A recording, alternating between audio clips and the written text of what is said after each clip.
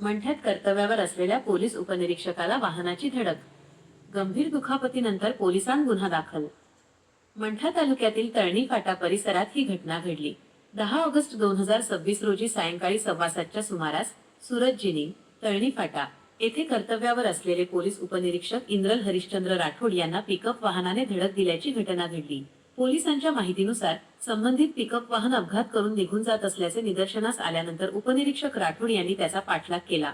वाहन पोलीस ठाण्यात आणण्यास सांगितल्यानंतर चालकाने वाहन त्यांच्या अंगावर घातल्याचा आरोप आहे।